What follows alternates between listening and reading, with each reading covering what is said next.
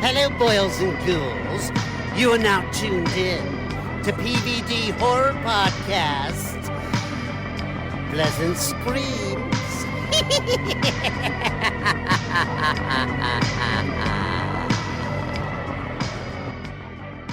Hey everybody, this is PVD Horror. I'm your host, Dave, along with my co-host here, Brandon. Today we have a special episode that's based all around the upcoming film, Bambi the Reckoning. We have Nicola Wright, Nikki, here with us. And we have Greg Birkumshaw, who is a composer for the film. And both of you are actually returning to these projects from Peter Pan's Neverland Nightmare. So they might recognize both of your names from that project as well as some other projects. But thank you guys both for joining us. You're both overseas, so I know this is coordinating this can sometimes be tricky. So we appreciate you guys making the time for us. It's a pleasure. No problem. Nikki, having starred in many projects, what is your experience like as a professional drama coach, juggling your film career while guiding the next generation of actors? Oh, well, as far as drama coaching, I just do it at the weekends, and it's very much with young people. So literally from the babies, 3-year-olds. So I don't worry too much about how much guiding, more controlling. Up to the 16-year-olds, and then I have a group of special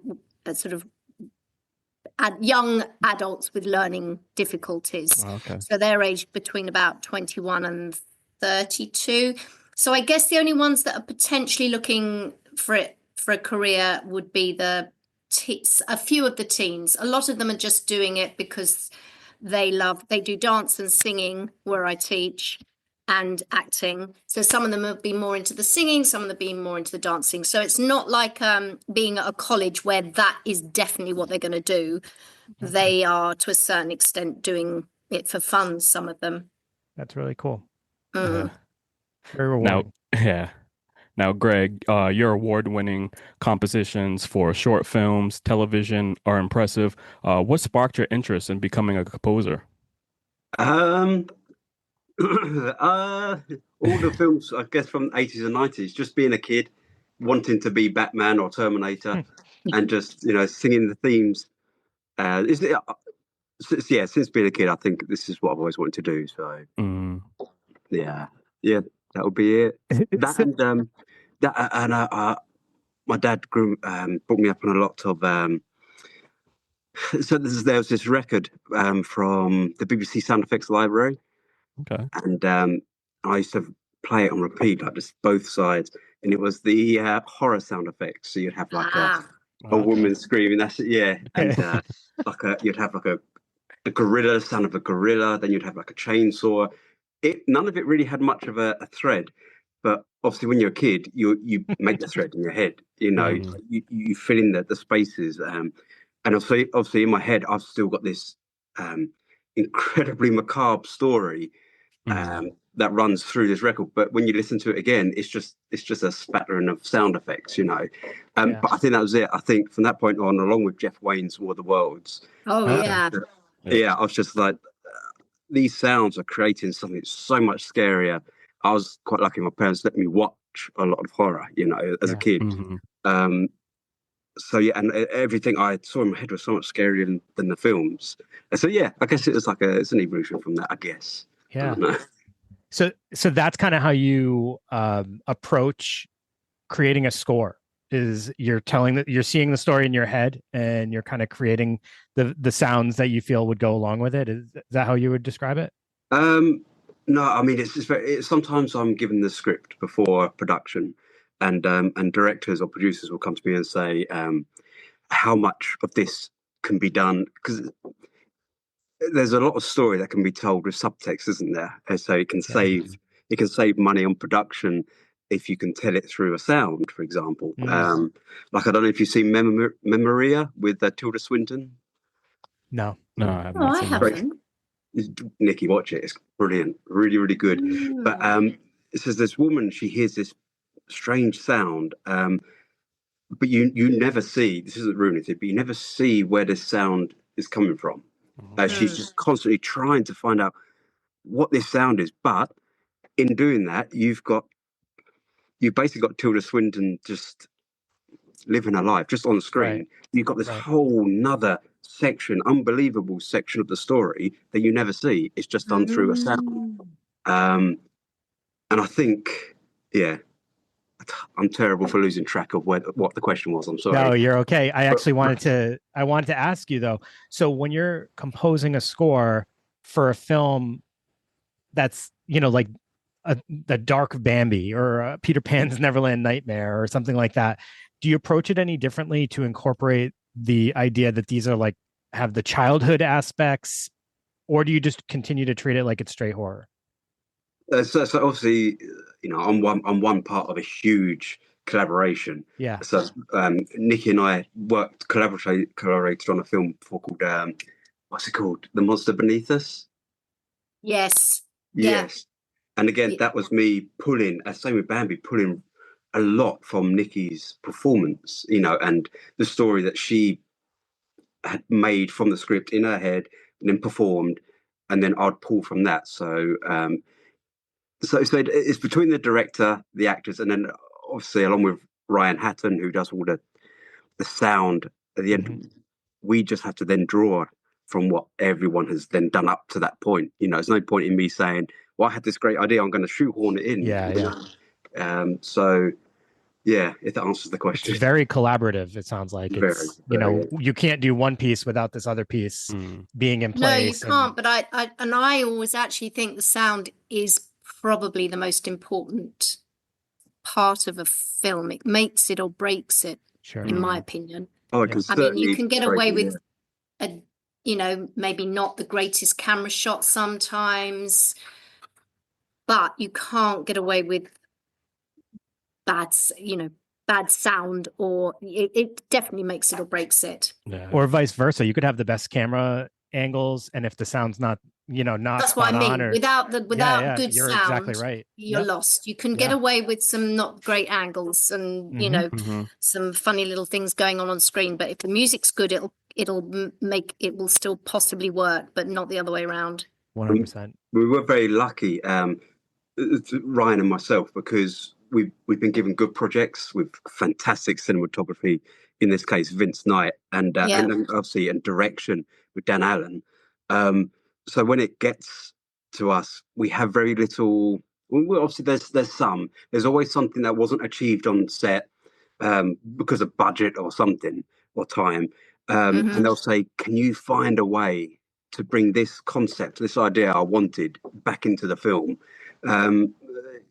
Which is that's fun, isn't it? I don't know if it's the same with you, Nikki. You sort of there's something that's missing. I say, "Can you somehow put this back in?" Yeah.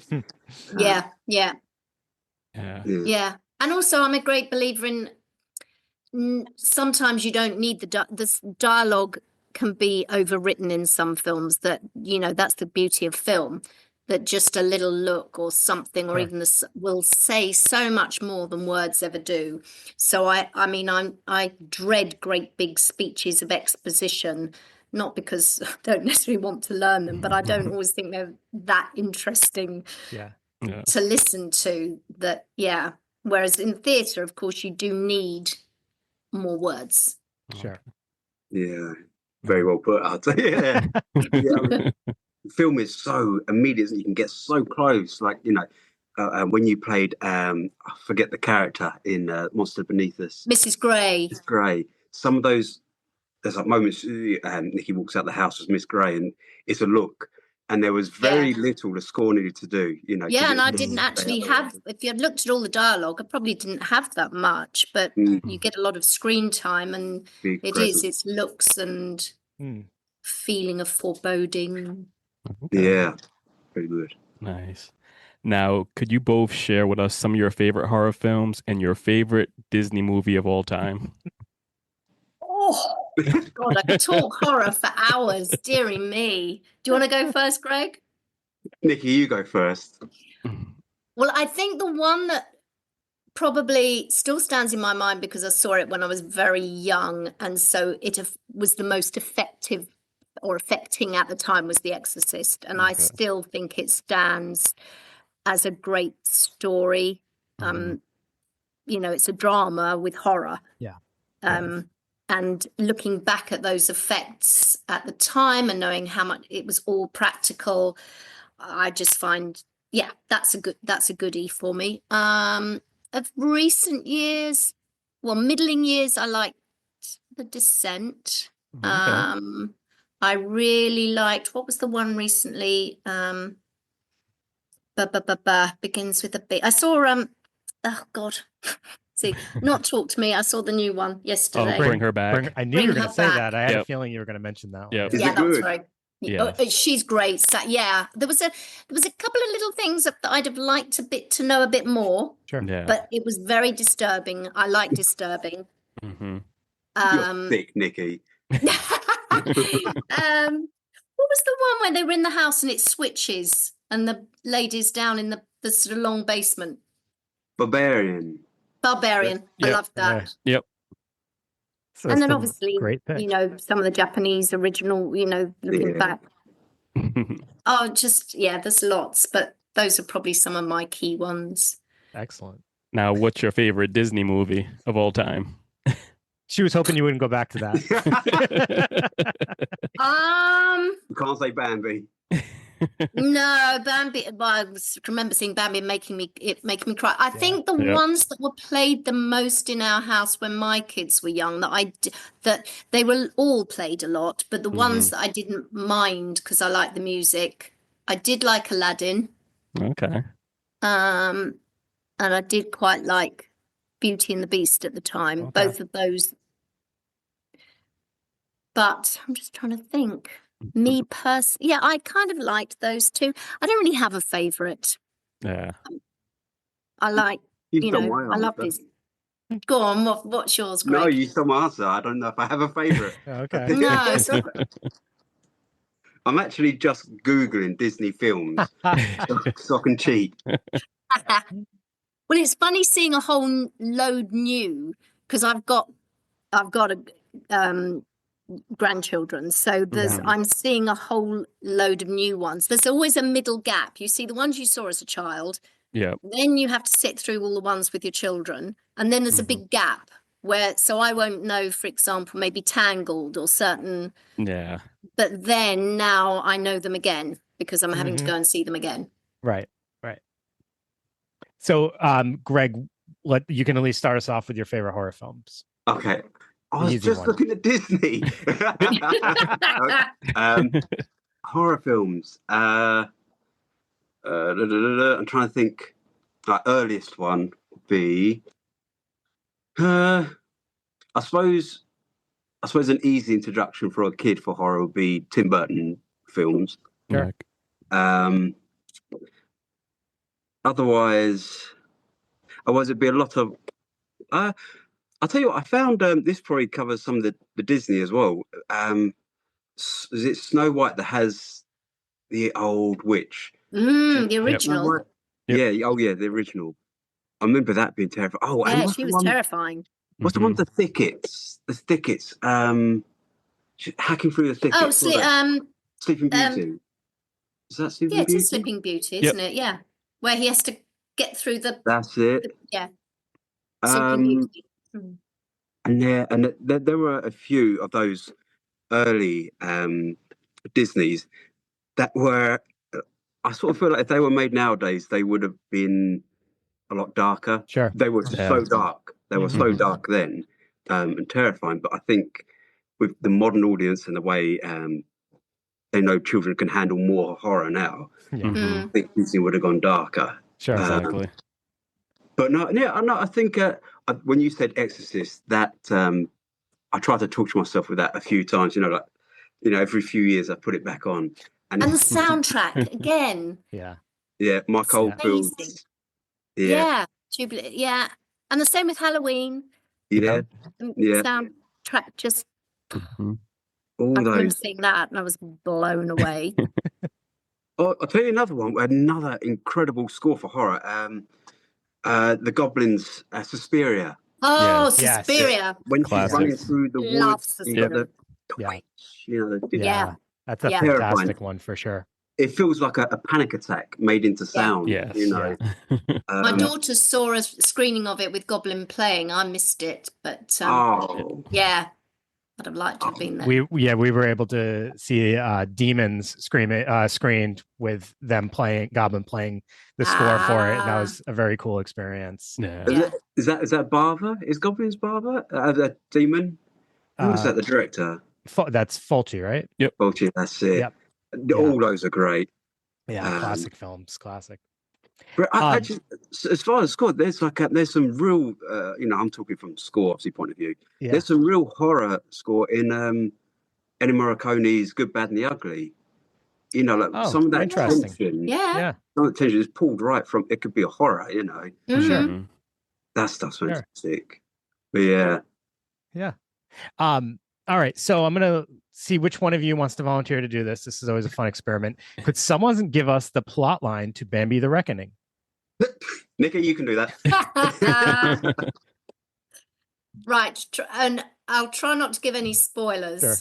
Bearing in mind I haven't seen it yet, so this is going on my memory of making it nearly 18 months ago. Okay.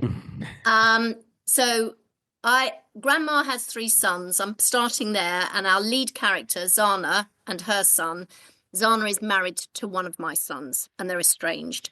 And Zana and my grandson are on their way to meet up at my family home and supposedly see Dad.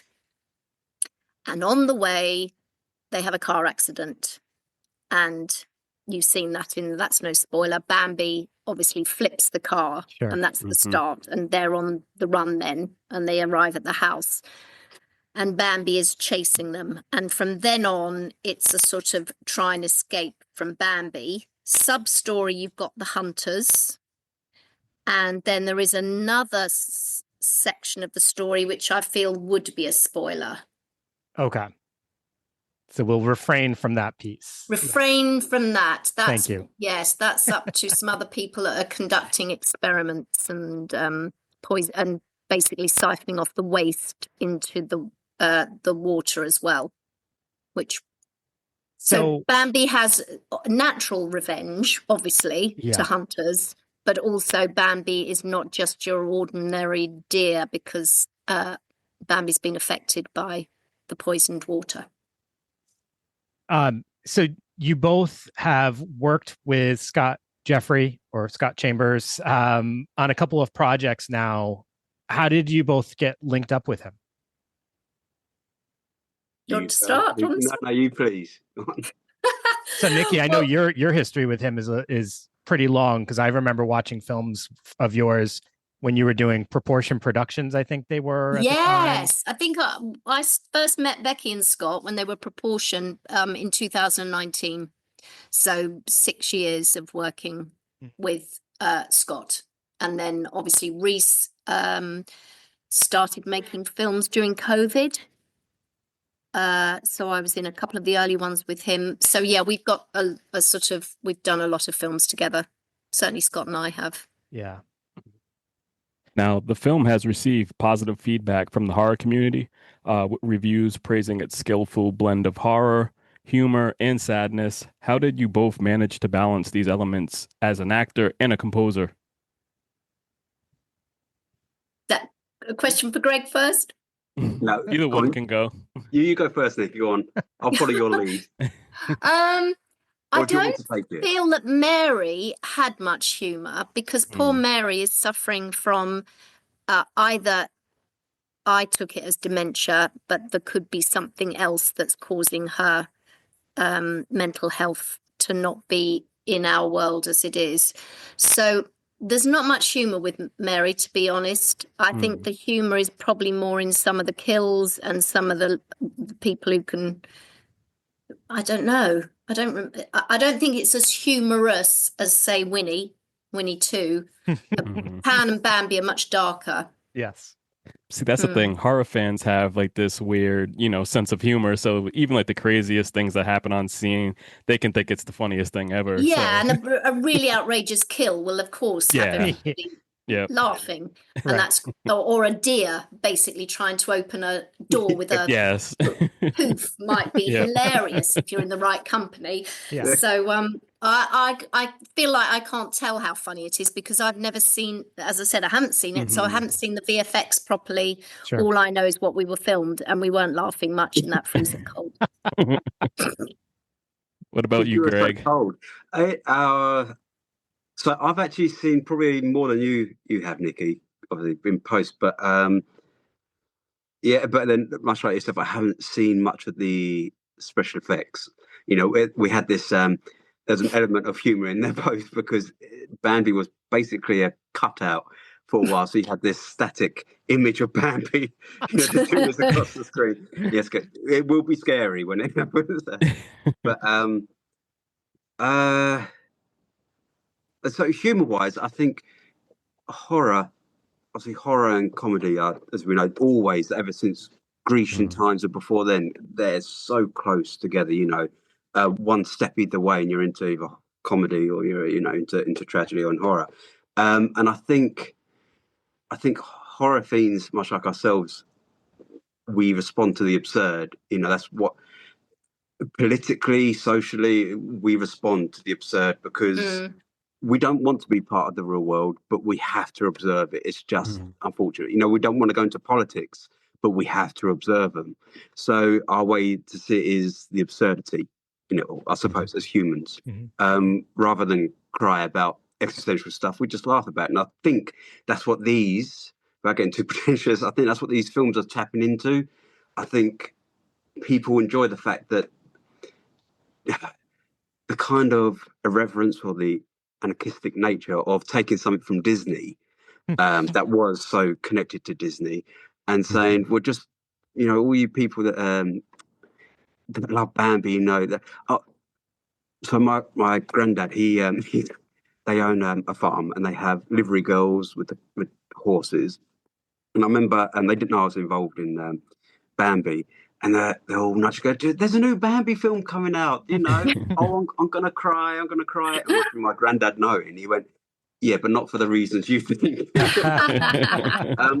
And I think that's part of it. You know, I grew up with a family that loved to provoke, you know, and I think a lot of horror people love that too, you know.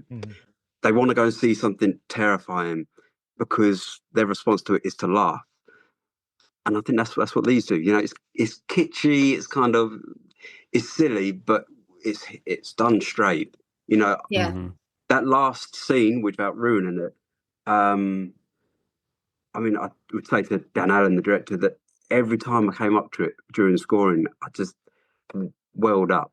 Dan has done an incredible job, and that's only because everyone like Nikki and yourself will pull in their weight, you know, so you get so invested in it for the horror, for the comedy, and for, you know, the emotion, the sadness. So yeah, I think horror is great. I love it. I think it's everything. You can put everything into horror, and it's the most visceral. Yeah. Yeah.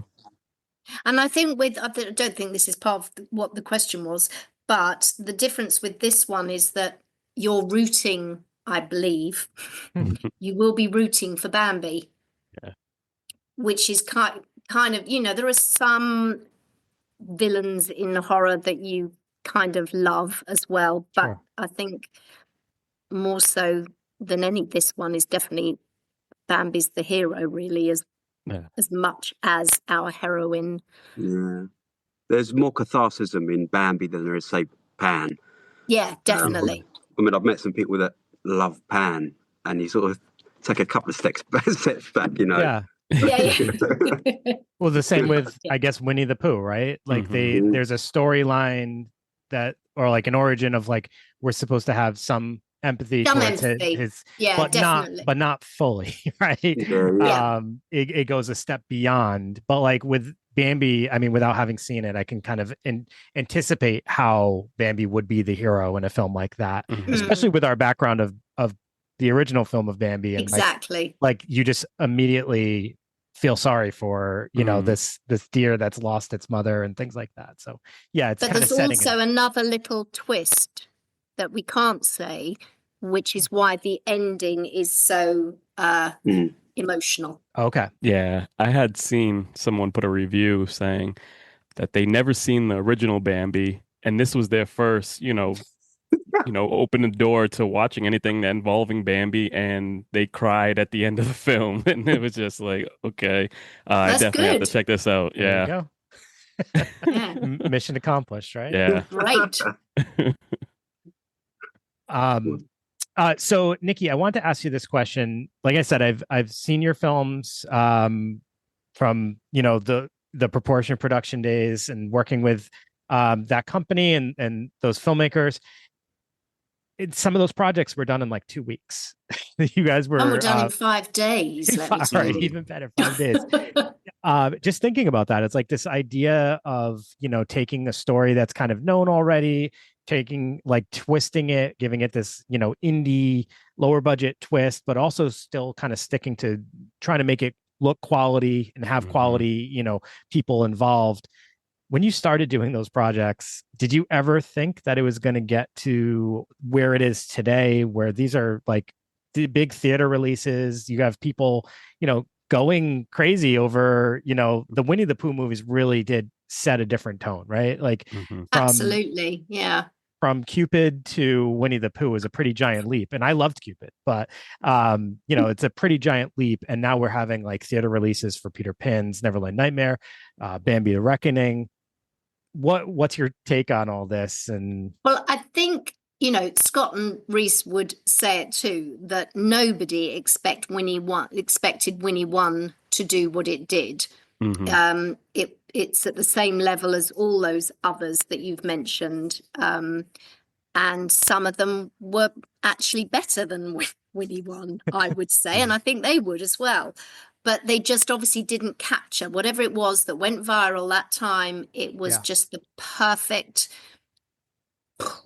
explosion, and it hardly ever happens. It happened for Blair Witch, it happened for Paranormal Activity, but it's very rare that a film explodes like that, especially when it was so low budget. And so the ones that we did all prior to that, yes, we were doing at the level, very fast turnarounds. No, you never expected them to be. We knew we were making them for DVD for the States. In the early days, DVD for UK as well, but that we don't really have DVD releases so much now for indie films. Sure. And eventual streaming, and you never thought they'd go to the cinema. But when they realised what they had and that they had to up the budget for Winnie 2, then yes, there was a sort of feeling that actually these are going to be, you're talking about still really low budget, but if you times it compared to what that original budget was, it's vast difference, and the production value changed, everything about it changed. Now with both of you working on these films and seeming to kind of follow each project, where do either of you see the potential future for these films, for these Disney IPs? Do you think that there's a cutoff point at some point that people are just going to get tired of this, or do you think this could go on indefinitely? What do you think, Greg? Okay, this is probably going to be an unpopular opinion, I appreciate it, but with most things, I think everything deserves a death. And I don't think you should ever drag a stone too long, to be honest. But I do also think that there's, particularly with like Winnie 1, it's come on the back of people were doing memes of just before then of Winnie the Pooh and King Jong-un, was it? Yes. So there was already these films. They come from a punk ethos. You have to admit that. They don't have Hollywood telling you what you've got to do, how glossy it needs to be. It's a kind of it's almost going back to just friends and a camera, and how can we annoy someone? How can we scare them? How can we offend them? And one of the ways this was offending people was by taking something that people loved and saying we want to ruin it for you. You know, we just some people detest it and go and see it just to be more annoyed, and some people love the idea and stick with it. So I think films of this nature, provocative films, need to always exist forever, just for artistic reasons, and social reasons. And again, sorry, I know it's pretentious, but I think they need to exist. But I think this world needs to twisted universe, twisted childhood universe. Yeah, it needs twisted childhood. That's it. Yeah.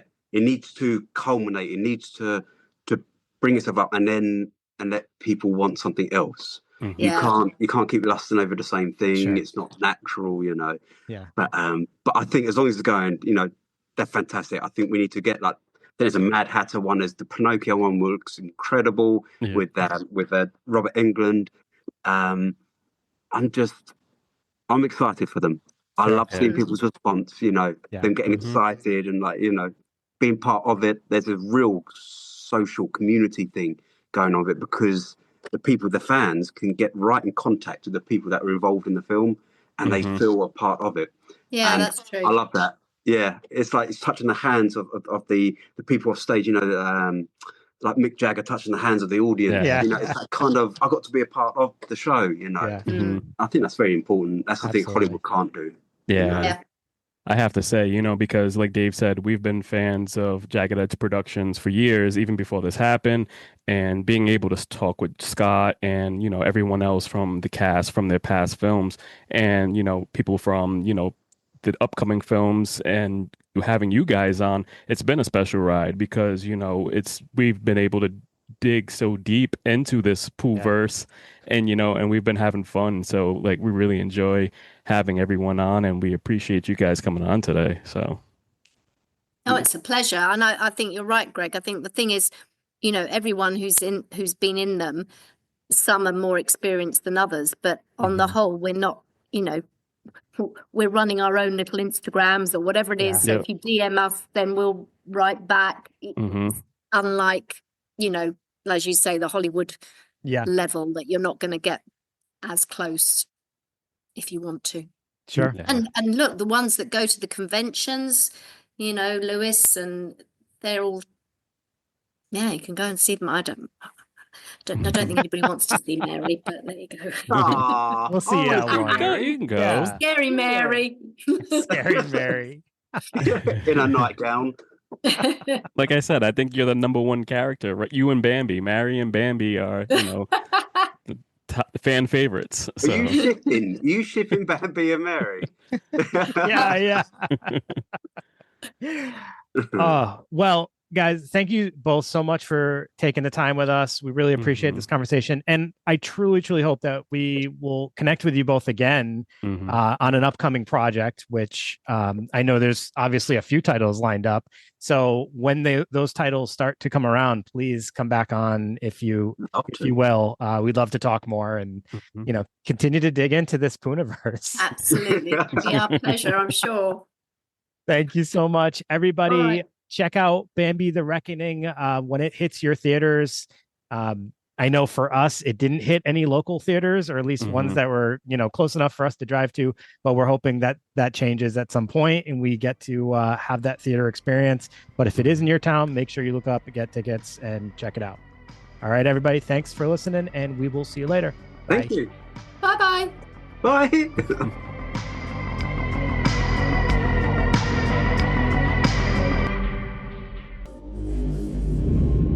Game over.